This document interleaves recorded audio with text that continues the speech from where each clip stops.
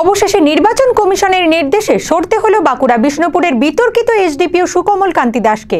বিরোধী দলের অভিযোগে ভিত্তিতে এই সিদ্ধান্ত নেয় কমিশন। অবশেষে নির্বাচন কমিশনের নির্দেশে সরতে হলো বাঁকুড়ার বিষ্ণুপুরের বিতর্কিত এসডিপিও সুকমল কান্তি দাসকে। অন্যতম বিরোধী দলগুলি এবং বিষ্ণুপুর লোকসভা কেন্দ্রের বিদায়ী সাংসদ ও এবারে ওই কেন্দ্রে বিজেপি প্রার্থী সৌমিত্র খাঁ সম্প্রতি সময়ে বেশ কয়েকবার এই এসডিপিওর বিরুদ্ধে পক্ষপাতিত্বের অভিযোগ তুলে সরব হয়েছিলেন। এমনকি বিদায়ী এসডিপিও সুকমল কান্তি দাসের বিরুদ্ধে সরাসরি শাসক তৃণমূলের কাজ করার অভিযোগ ওঠে। নির্বাচন কমিশনের নির্দেশে এই পুলিশ অফিসার নির্বাচন সংক্রান্ত কোনো কাজে অংশ নিতে পারবেন না। নির্বাচন কমিশনের নির্দেশে বিষ্ণুপুরের এসডিপিও সুকমল কান্তি দাসের সরে যাওয়া নিয়ে জেলা জুড়ে রাজনৈতিক চর্চা শুরু হয়েছে।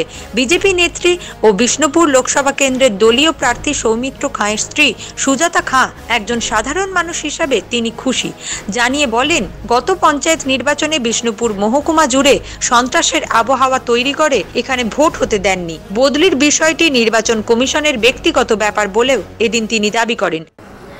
দেখুন, সত্যি কথা, একজন সাধারণ জনগণ হিসেবে আমি অত্যন্ত খুশি।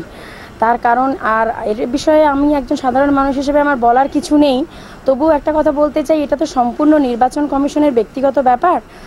আর যেহেতু বিগত পঞ্চায়েত নির্বাচনে গোটা বিষ্ণুপুর সাব ডিভিশন জুড়ে উনি কোথাও ভোট হতে দেননি এবং সেই জন্য পুরো সন্ত্রাসের আবহাওয়া তৈরি করে রেখেছিলেন, হয়তো জনগণের বিচারে এটা সত্যের জয় এবং সেই জন্যই হয়তো নির্বাচন কমিশন ওনার উপর সক্রিয়ভাবে নজর রেখেছিলেন যে ওনাকে পঞ্চায়েতের পর আর লোকসভাতে দায়িত্ব দেওয়া যায় না। সেই জন্যই হয়তো এই বদলি।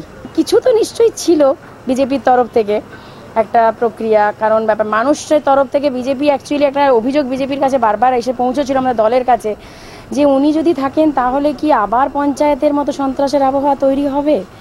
তো এইটা বেশ করেই আমাদের মেন লড়াইটা ছিল, কিন্তু সম্পূর্ণ যে বিজেপি এটার জন্য কিছু করেছে সেটা আমি বলতে পারি না। এটা নির্বাচন কমিশনেরই মেন কার্যকারিতা।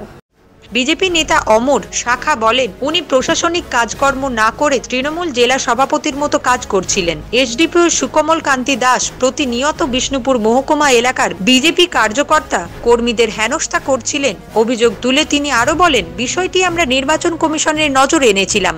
অভিযোগটা ছিল যে উনার প্রশাসনিক লেভেল দেখার দরকার।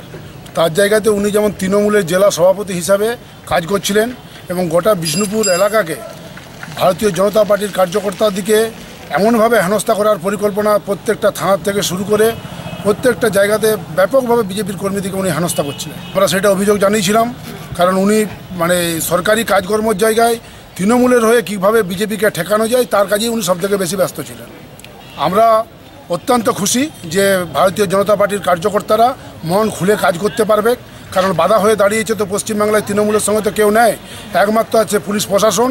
সবথেকে উল্লেখযোগ্য ঘটনা যে এসডিপিও সাহেব যেভাবে গোটা বিষ্ণুপুরকে আজকে 1 বছর ধরে ভারতীয় জনতা পার্টির কর্মীদেরকে বিভিন্ন টাইপের কেস দিয়ে হেনস্থা করে যে কাজ করেছিলেন তার আজকে আমরা যোগ্য সুফল পেলাম। আমরা দিনের পর দিন অভিযোগ জানিয়ে এ বিষয়ে তৃণমূলের জেলা নেতা জয়দীপ চ্যাটার্জি বলেন, নির্বাচন কমিশন তাদের নিজের কাজ করেছে, এ বিষয়ে আমাদের দলের কোনো বক্তব্য নেই। বিজেপির অভিযোগ প্রসঙ্গত তিনি বলেন, বিজেপি অভিযোগ করে যাক, আমরা নির্বাচন করে যাই। আগামী 23শে মে ভোটের ফলাফল বলে দেবে। পশ্চিমবঙ্গে তৃণমূল ছাড়া কোনো রাজনৈতিক দলের কোনো অস্তিত্ব নেই।